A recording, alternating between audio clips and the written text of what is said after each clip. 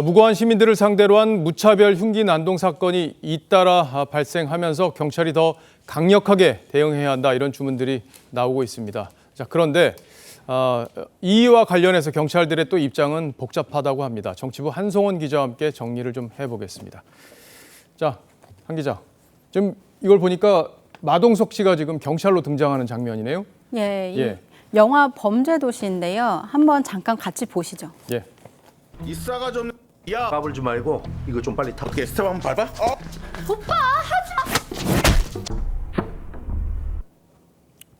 마석도 형사에게 강펀치를 날려서 제압해버리죠. 예. 그런데 실제 현실에서 경찰이 이러면 어떻게 될까요? 경찰 곤란할 것 같은데요.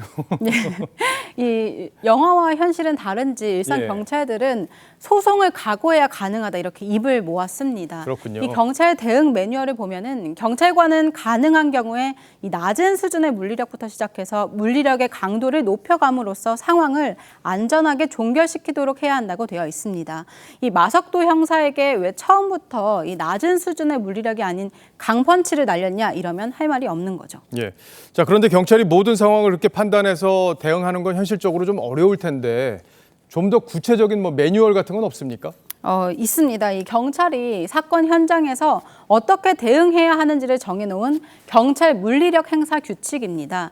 이 범죄자 행위를 수능부터 치명적 공격까지 5단계를 나눠놓고 예. 경찰도 이에 맞춰서 협조적 통제부터 고위험 물리력까지 5단계로 대응하도록 되어 있습니다. 자, 이 규칙대로라면은 아주 위험한 상황이 되면은 경찰도 이제 권총을 사용할 수 있다, 이렇게 지금 돼 있는 거잖아요. 근데 이 정도면은 이 대응 지침대로라면은 충분히 제압할 수 있는 거 아닙니까? 예, 2019년 11월부터 이 문재인 정부 때부터 시행이 됐는데요. 당시 취지는 현장에서 우왕좌왕하지 말고 경찰 물리력을 때에 맞춰 잘 사용하자는 거였습니다. 하지만 이 규칙만 13쪽에 달할 만큼 너무 자세하다 보니까 오히려 경찰들에게 좀 족쇄로 작용하기도 한 겁니다. 권총 사용 시 유의사항을 보면요.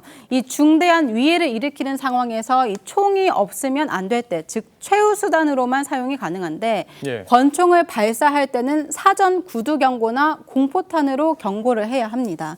또 권총을 조준할 때도 대퇴부 아래를 향하거나 상해를 최소화할 수 있는 부위로만 조준을 해야 합니다. 예.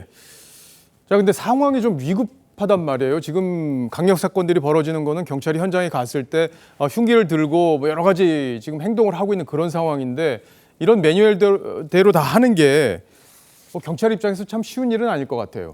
예, 맞습니다. 실제로 2019년부터 3년간 이 살인, 강도 같은 강력 범죄 140만 건을 진압했을 때 예. 실제 권총을 사용한 사례는 15건에 그쳤습니다.